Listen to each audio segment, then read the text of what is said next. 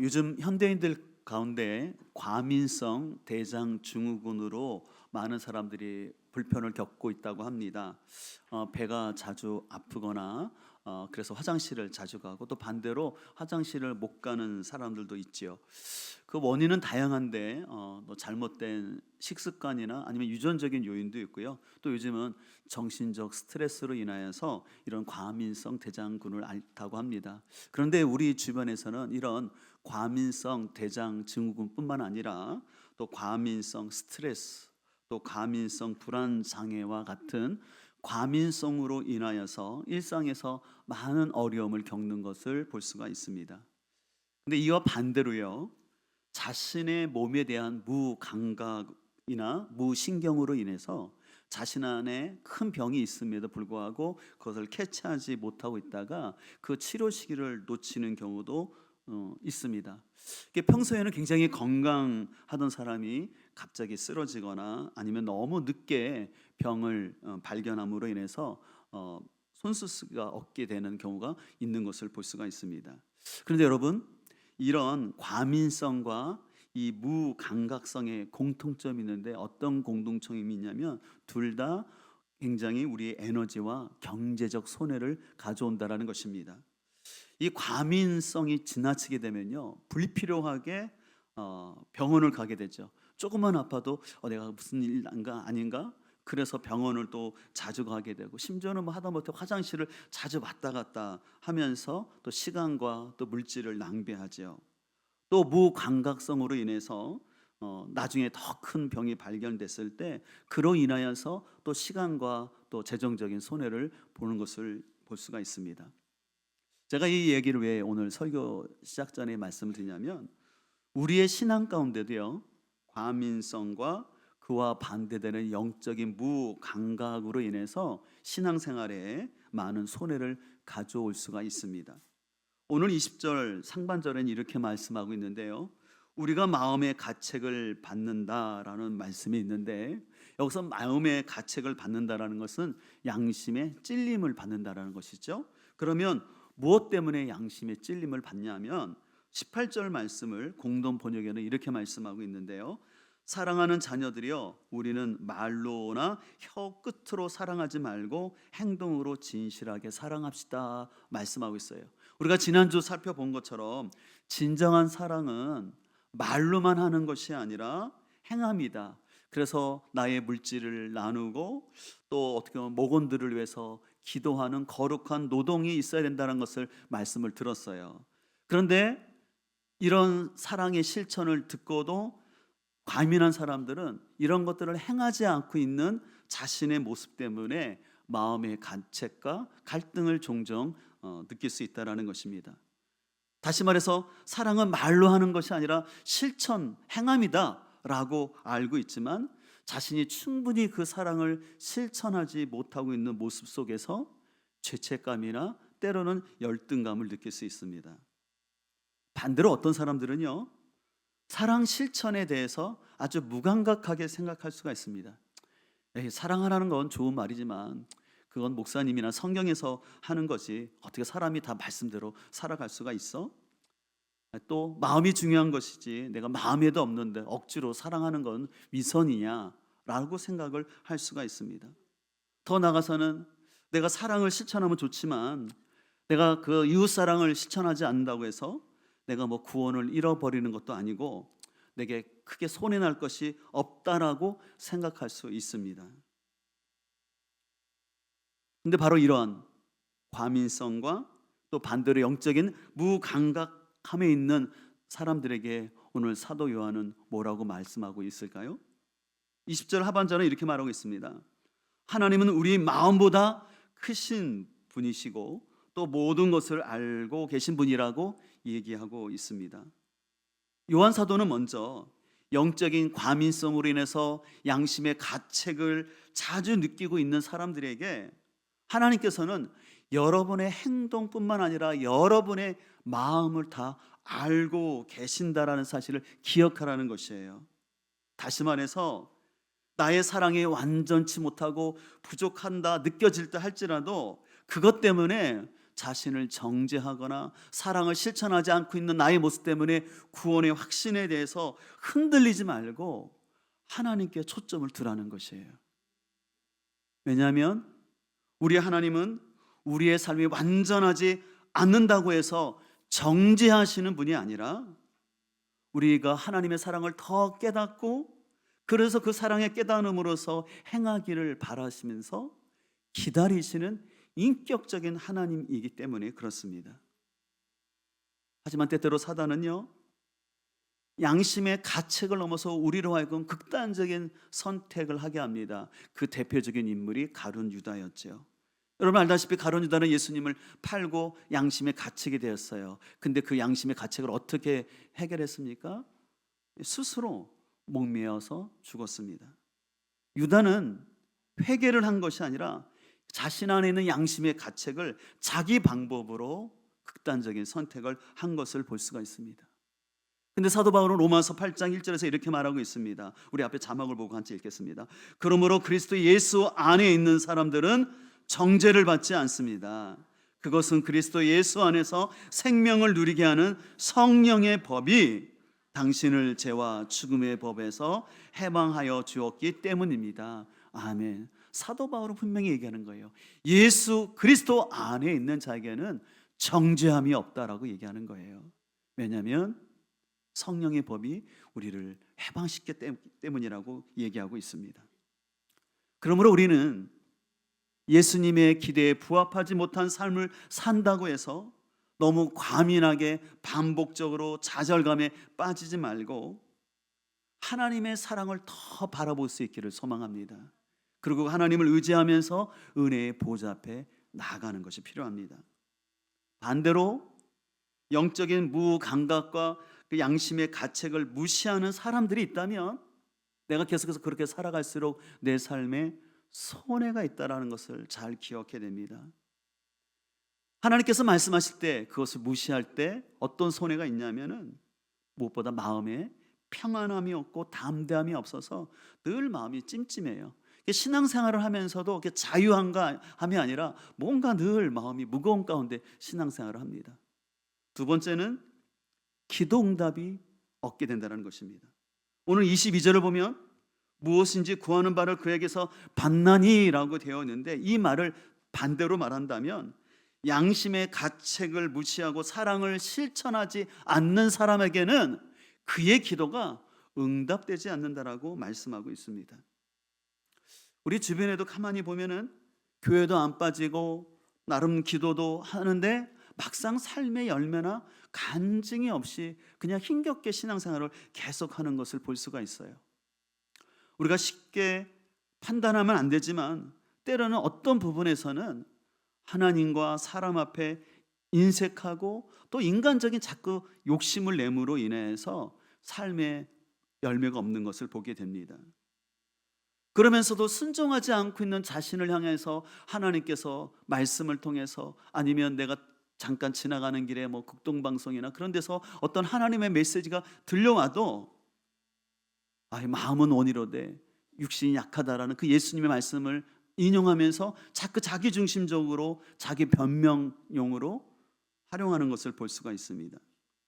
이것을 통해서 사단은 계속해서 그 사람 안에 자꾸 작은 욕심을 통해서 우리가 누려야 될 하나님의 큰 복을 누리지 못하도록 계속 그의 삶에 마이너스를 주는 것을 볼 수가 있어요.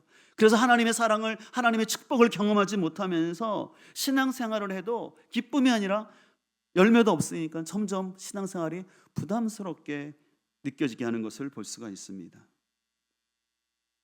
혹 우리 가운데 너무 양심의 과민성으로 인해서 또 반대로 무신경과 행함이 없다면 다시 한번 여러분의 마음과 형편을 잘 아시는 하나님 앞에서 그 하나님의 사랑을 기억하면서 은혜의 보좌 앞으로 더욱더 담대히 나아갈 수 있기를 주님의 이름으로 축복합니다.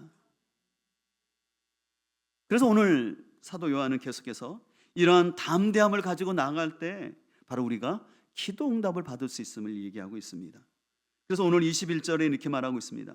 사랑하는 여러분, 우리가 마음의 가책을 받지 않으면 우리는 하나님 앞에서 담대함을 가지고 있는 것이요 우리가 구하는 것은 무엇인지 하나님에게서 받을 것입니다 라고 말하고 있습니다. 오늘 사도 요한은 우리가 양심의 가책이 없이 사랑의 실천을 행하고 있다면 그 사람의 기도는 응답을 받게 될 거라고 말하고 있습니다. 그래서 사도 바울은 더 나가서 이런 얘기를 말씀을 했습니다. 아무것도 염려하지 말고 오직 모든 일에 기도와 간구로 하나님께 여러분이 바라는 것을 감사함으로 아뢰라고요. 그리하면 사람의 헤아림을 뛰어넘는 하나님의 평화가 여러분의 마음과 생각을 그리스도 안에서 지켜질 거라고 권면하고 있습니다. 또 하나님은 에레미야에게 이렇게 말씀하셨어요. 에레미야가 여전히 그니의 뜰 안에 갇혀 있을 때 주님께서 그에게 두 번째로 말씀하셨는데 뭐라고 말씀하셨냐면 내가 나를 부르면 내가 너에게 응답하겠고 내가 모르는 크고 놀라운 비밀을 너에게 알려주겠다라고 말씀하고 있어요. 지금 여러분 에레미야가 어떤 상황에 있냐면 감옥에 잡혀 있는 거예요. 그러나 그 가운데 있을지라도 에레미야야, 네가 나를 바라보고 간구하면 내가 모르는 크고 놀라운 일로 너에게 응답해 주겠다라고 말씀하는 것입니다. 사랑하는 성도 여러분, 우리가 부족하지만 주의 말씀에 따라 내가 이웃사랑을 실천하며 나아갈 때 하나님은 응답해 주십니다. 저희 삶도 가만히 뒤돌아보면은 제가 완벽하진 않지만 저도 부족함이 있었지만 하나님이 감동을 주실 때 그때 결단하고 최선을 다해서 제가 순종했을 때 참 하나님께서는 저희 삶을 참으로 풍요롭게 하신다는 걸 느껴요. 그래서 제가 좋아하는 말씀이 요한복음 10장 10절이라고 자주 말씀드리잖아요. 내가 온 것은 양으로 생명을 얻게 하고 더 풍성히 얻게 함이라. 그래서 저는 저희 삶 속에서 예수님으로 인해서 저희 삶 가운데 풍성케 하시는 하나님의 은혜가 너무나 감사해요. 근데 가만히 보면은 여러분은 아니지만 인생의 중요한 순간에 하나님 앞에 결단하고 제가 하나님 앞에 나아갔을 때, 드렸을 때 하나님이 응답하시는 것을 경험하게 됩니다. 근데 반대로 혹시 여러분의 삶 가운데 기도의 응답이 없다면 우리는 한 번쯤 내 삶을 곰곰이 생각해 봐야 합니다. 요즘 나의 삶 가운데 하나님께서 자꾸 말씀하고 있는 메시지는 없는지, 하나님이 이렇게 하라고 순종하라고 말씀하고 있는데 자꾸 불순종하고 있지는 않은지 우리의 마음을 정직하게 돌아볼 수 있는 은혜가 있기를 소망합니다. 근데 오늘 제가 말씀을 준비하면서 22절에 보면 무엇인지 기도하면 하나님께 다 응답을 받는다고 했는데 여러분들은 어떻습니까? 여러분들은 하나님께 다 구한 거 다 응답 받았나요? 아멘 하시는 분들도 있어서 참 축복하지만 때로는 우리의 삶 가운데 그렇게 내가 구한 것이 응답되지 않았던 게 아마 더 많으실 거예요. 어떤 분은 여전히 해결되지 않는 기도 제목이 있을 거고 또 내가 바라는 대로 응답되지 않는 현실이 있습니다. 그러면 이런 현실이 있는데 오늘 사도 요한이 너희가 무엇인지 구하면 다 주신다고 했는데 그렇다면 이것은 무엇을 말씀하시는 걸까요? 우리 24절을 볼까요? 24절을 보면 그의 계명을 지키는 자는 주 안에 거하고 주는 그의 안에 거하시나니 우리에게 주신 성령으로 말미암아 그가 우리 안에 거하시는 줄을 우리가 아느니라. 여기서 말씀하고 계신 것이 뭐냐면 하나님 응답은 뭐냐면 하나님과의 관계가 막힘이 없이 하나님 안에 거하면서 성령님의 임재 안에 살아갈 수 있다라는 것입니다. 우리는 종종 어떤 물질적인 부유나 내가 원하는 것들이 이루어져야지만 하나님이 살아계시고 나를 사랑한다라고 생각을 합니다. 그러나 진정으로 하나님을 어떤 수단이나 목적으로 여기지 아니하고 인격적인 관계 속에 있는 성도는요, 그 기도를 통해서 하나님과의 관계가 깊어짐을 느끼는 거예요. 오늘날 많은 사람들이 신앙생활을 하고 있어요. 종교적인 모습은 보여주고 있어요. 지금 이 시간에도 예배는 드리고 있습니다. 그러나 여러분들 정직하게 나는 과연 하나님의 임재 안에서 내가 하나님과 소통하고 주의 임재 가운데 있는지를 우리는 정직하게 돌아볼 필요가 있습니다. 그래서 우리가 진정으로 하나님께 기도하는 사람은요, 그 기도 가운데서 오히려 하나님의 뜻 가운데 자신의 욕심을 내려놓고 하나님의 또 다른 임재를 경험하는 거예요. 그래서 우리가 자꾸 하나님 앞에 기도하게 될 때 어떤 은혜가 부어지냐면 하나님이 내 기도 제목을 바꿔주시는 거예요. 처음에는 내가 이런 것들을 좀 성취하고 싶은 마음이 있어요. 나도 좀 빨리 성공하고 싶은 모습을 보여주고 싶고, 내 자녀가 좀 이렇게 번듯하게 좀 세워졌으면 좋겠고, 또 내 삶이 훨씬 더 자유롭고 독립적인 삶을 살기 위해서 하나님이 나의 기도를 바로 응답해 줬으면 하는 마음이 생길 때가 있어요. 그러나 하나님과의 인격적인 관계 속에서 하나님과의 관계성 안에 계속 기도를 하다 보면은 이게 내 욕심이구나. 내가 하나님의 뜻보다는 내가 사람에게 더 이렇게 보여주고 싶은 마음, 내 인간적인 욕심이 앞서서 내가 이걸 기도하고 있구나라는 걸 하나님이 생각나게 해주시는 거예요. 그럼 그때 하나님, 제가 이런 욕심으로 구하고 있는 것 깨닫게 해주시니 감사합니다. 그러면서 다시 다른 기도를 하게 되는 거예요. 그러면 계속해서 그 기도 가운데 하나님이 확신을 주셔요. 그래서 그것을 가지고 순종하면 그곳에 하나님이 예비하심을 보게 되고 사람들을 만나게 하실 줄 믿습니다. 지난번 제가 그 연수를 다녀온 전주에 있는 그 교회는 그 기도가 많은 교회라고 말씀드렸잖아요. 그래서 그 교회는 온라인뿐만 아니라 또 현장을 통해서도 기도하는데, 그 교회는 기도의 제목이 굉장히 다양하면서도 구체적인 것을 볼 수가 있어요. 예전에 말씀드렸는 것처럼 그 교회 목사님은 뉴스를 통해서 기도 제목을 캐치하시는데, 몇 년 전에 우리나라에서 KF-21 비행기 사업을 한다고 했을 때 이건 국가적으로 너무 중요한 사업이다. 그래서 교회가 그걸 놓고 기도했다고 해요. 그리고 또 그분은 북한의 백두산이 폭발하지 않도록 기도한다라는 거예요. 잘못 폭발하면 많은 경제적인 또 인명 피해가 있기 때문에 그거를 보고 기도하는 분이세요. 근데 그렇게 크게 기도할 뿐만 아니라 아주 그 교회 안에서는 성도들의 구체적인 기도 제목이 나눠지는 것을 볼 수가 있어요. 그래서 그 교회에서는 목원들이 아주 세밀하게 목원들의 기도 제목을 나누고 있습니다. 특별히 제가 그 교회에 한 가지 부러운 게 있었는데, 거기는 자매들이 많더라고요. 그 근처에 이제 간호대학이 있어서 그러는데, 자매들이 많은데 결혼하면 대부분 형제들을 데려오더라고요. 그래서 제가 좀 도전이 되더라고요. 은혜가 되더라고요. 그래서 저도 마음속에 하나님, 우리 청년들과 우리 학생들을 위해서 지금 기도하면서, 하나님 우리 학생들, 고3 학생들 대학 지나갈 때 하나님 멀리 있는 학교도 있지만 가까운 데 좋은 학교 가게 해주세요. 그래서 교회를 중심으로 신앙생활 하게 해주시고, 이왕이면 서울도 좋지만 세종에서 자리 잡고 여기서 결혼해서 믿음의 계보를 이어갔으면 좋겠습니다. 기도하고 있는데 저는 기도 하나님이 응답해 줄 믿습니다. 여러분들 자녀들 멀리 보내고 싶으세요? 아니잖아요. 그래서 여러분들 자녀들과 함께 믿음의 가정을 이뤄가는 게 얼마나 복인지 몰라요. 근데 아까 말한 것처럼 이런 응답은요, 그냥 이루어지는 게 아니라는 것이에요. 어떻게 해야 응답이 될까요? 22절을 보면 이렇게 말하고 있습니다. 우리가 구하는 것은 무엇인지 하나님에게서 받을 것입니다. 왜냐하면 우리가 하나님의 계명을 지키고 하나님께서 기뻐하시는 일을 하기 때문에 자신이 구하는 걸 응답받는다는 것이에요. 그렇다면 우리가 지켜야 할 계명, 그리고 하나님이 기뻐하시는 일은 무엇일까요? 바로 23절에 말씀하고 있습니다. 우리 23절을 자막을 보고 함께 읽겠습니다. 하나님의 계명은 이것이니 곧 그 아들 예수 그리스도의 이름을 믿고 그리스도께서 우리에게 명하신 대로 서로 사랑하라는 것입니다. 오늘 23절 아주 분명하게 정확하게 얘기해요. 하나님의 계명은 무엇이냐? 그것은 바로 예수님을 믿고 이웃을 사랑하라는 것이에요. 신앙생활의 핵심은 뭐냐면 위로는 하나님을 믿는 거예요. 예수님을 믿는 거예요. 그리고 수평적으로는 이웃을 사랑하는 삶이라고 성경은 분명하게 말씀하고 있습니다. 사랑하는 성도 여러분, 신앙생활을 너무 복잡하게 생각할 것 없어요. 나는 내 마음속에 진정으로 예수님을 믿고 있는가?